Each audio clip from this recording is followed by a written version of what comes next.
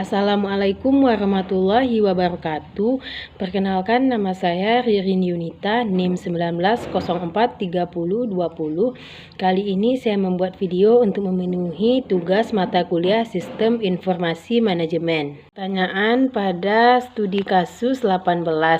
RFID mendorong sistem manajemen perpustakaan. Yang pertama, bagaimana teknologi RFID menyederhanakan proses dasar perpustakaan seperti peminjaman dan pengembalian buku?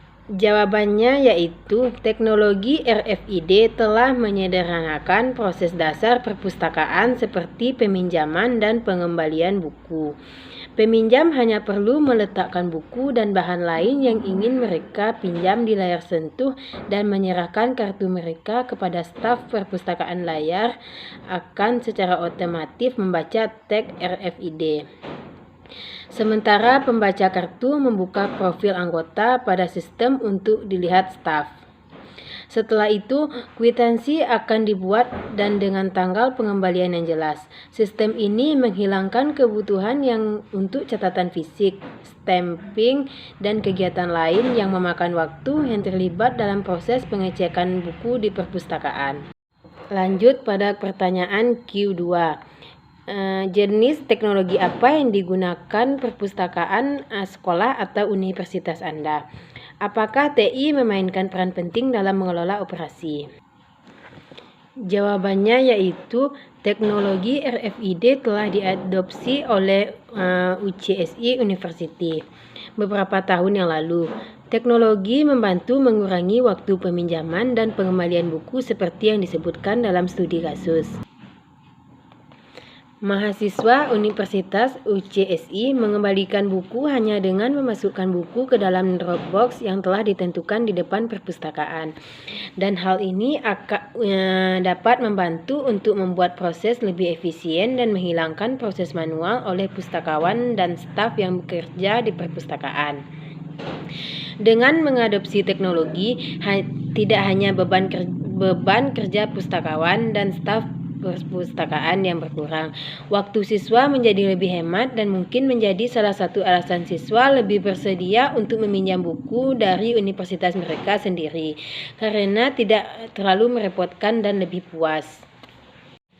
Lanjut pada pertanyaan Q3. Bagaimana teknologi RFID membantu perpustakaan Alliance University College of Medical Science untuk mendeteksi dan mencegah pencurian buku? Jawabannya yaitu melalui pemasangan gerbang elektronik artikel surveillance atau EAS di perpustakaan. Penandaan RFID sangat berguna dalam mencegah pencurian.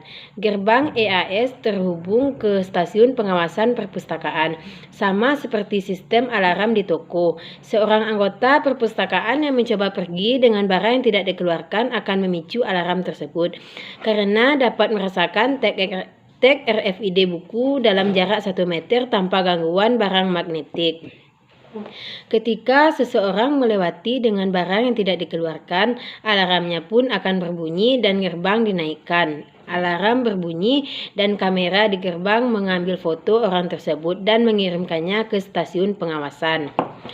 Deteksi pencurian adalah teknologi yang berdiri sendiri yang beroperasi secara independen dari database perpustakaan, tetapi merupakan bagian integral dari pengelolaan perpustakaan di AUCMS. Lanjut kepada pertanyaan kasus. Yang pertama yaitu 7.16. Pertanyaannya yaitu bandingkan web 2.0 dan web 3.0. Istilah web 2.0 pertama kali diperkenalkan oleh O'Reilly Media pada tahun 2004. Sebagai teknologi web generasi kedua yang mengedepankan kolaborasi dan sharing informasi secara online, Amazon Web menjadi lebih interaktif pada era Web 2.0. Di era Web 2.0, pengguna banyak membuat konten. Tanpa adanya kontribusi pengguna Facebook, YouTube, tidak akan ada interaksi karena pengguna sudah terbiasa dengan blogging. Perkembangan teknologi berkembang cepat dengan adanya Web 3.0. Di era Web 3.0, Amazon memanfaatkannya dengan pembelian produk. Pada platform pemanfaatan Web 3.0 membuat pengguna bisa streaming musik secara online. Semakin berjalannya waktu, web semakin menjadi baik dengan peningkatan tampilan dan banyak perangkat dalam berkomunikasi. Banyak perangkat-perangkat ini bisa terhubung dan bisa saling bertukar informasi, membuat pengguna merasa lebih berada di dunia nyata saat mengakses web tersebut. Web 3.0 lebih pintar dibandingkan dengan Web 2.0, bahkan memungkinkan melebihi kepintaran manusia. Web 3.0 disebut juga dengan semantic web. Melalui semantic web, berbagai perangkat lunak akan mampu mencari, membagi, dan mengintegrasikan informasi dengan cara yang lebih mudah. Web 3.0 ini menawarkan metode dalam membantu komputer mengorganisasi dan menarik kesimpulan dari data online. Semantic web lebih modern dibandingkan dengan Web 2.0. Secara garis besar, semantic web ini lebih cerdas daripada Web 2.0. Web 2.0 dalam hal pencarian lebih menanyakan banyak pertanyaan dalam mendapatkan barang atau sesuatu yang dicari oleh pengguna. Semantic web ini hanya perlu sedikit instruksi dari pengguna sehingga tidak terlalu menyusahkan pengguna dalam melakukan pencarian. Dalam hal translating, semantic web lebih cepat dan dapat diandalkan daripada Web 2.0. Web 2.0 ini memerlukan effort lebih banyak dan memakan waktu lama dalam pengertian karena kata harus dicari satu demi satu. Sedangkan semantic web ini memerlukan waktu yang relatif singkat dan usaha yang lebih sedikit.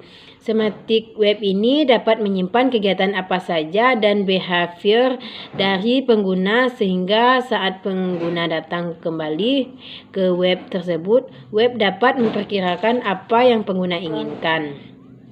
Di lain sisi, Web 2.0 ini tidak dapat mengingat kegiatan dan behavior dari pengguna sehingga tiap kali pengguna mendatangi web tersebut, website ini akan mempertanyakan hal yang sama walaupun pengguna sudah pernah berkunjung ke web tersebut. Pertanyaan terakhir yaitu 17. Apa perbedaan pencarian sosial, pencarian semantik, dan pencarian seluler dari pencarian informasi di web dengan menggunakan pencari konvensional? Jawabannya yaitu pencarian sosial ini ialah perilaku mengambil dan mencari di mesin pencari sosial yang terutama mencari konten yang dibuat pengguna, berita, video, dan gambar terkait permintaan pencarian di media sosial seperti Facebook, Twitter, Instagram, dan Flickr. Pencarian sosial ini ialah kategori pencarian web yang menggunakan grafik sosial pengguna yang melakukan pencarian. Pencarian sosial ini menggunakan banyak hal termasuk bookmark bersama, penandaan konten, bahkan algoritma komputer canggih untuk memperoleh hasil. Prinsip dibalik pencarian sosial ini ialah bahwa alih-alih algoritma komputer yang memutuskan hasil untuk pertanyaan tertentu, hasil yang berorientasi pada jaringan manusia akan lebih bermakna dan relevan bagi pengguna. Pencarian semantik atau semantic search merupakan kata yang merujuk di mana mesin pencari, contohnya yaitu Google, berusaha untuk memberikan usaha terbaiknya dalam memahami bahasa natural atau bahasa alami serta keterkaitan sebuah kata kunci dengan riwayat pencarian pengguna mesin pencari sebelumnya. Pencarian semantik ini ialah kumpulan fitur yang meningkatkan kualitas hasil pencarian. Pencarian semantik ini menggambarkan menggambarkan upaya mesin pencari untuk menghasilkan hasil yang paling akurat dan dengan dapat memahami maksud pencari, konsep query, dan hubungan antar kata.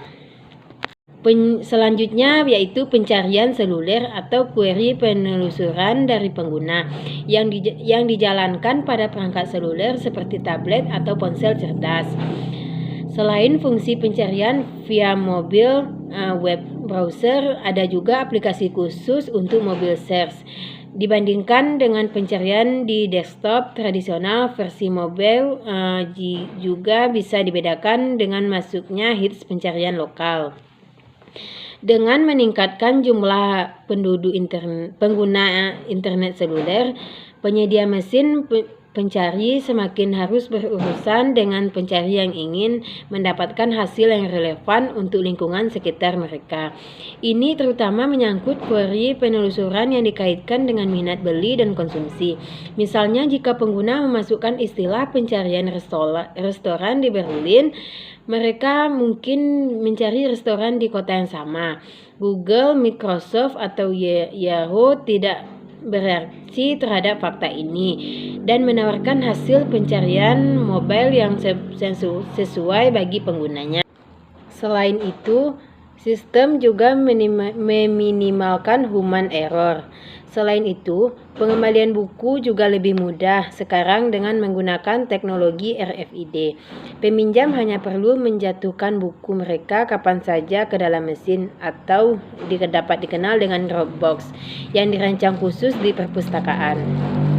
Ada pemindai di dalam satu kotak drop dan itu akan memindai tag RFID dari buku yang dijatuhkan dan menandainya sebagai dikembalikan dalam sistem. Rincian pengembalian akan diperbarui sesuai dengan slip bukti pengembalian dikeluarkan secara otomatis segera setelah buku dikembalikan. Seluruh proses dilakukan melalui hubungan antar sistem RFID dan komputer host perpustakaan. Ini menghilangkan kebutuhan staf yang sebelumnya harus memproses semua pengembalian buku secara manual dan juga nyaman bagi peminjam, karena mereka diizinkan untuk mengembalikan buku bahkan ketika perpustakaan tutup yang terpenting. Sekian materi dari saya ucapkan terima kasih. Saya akhiri dengan wassalamualaikum warahmatullahi wabarakatuh.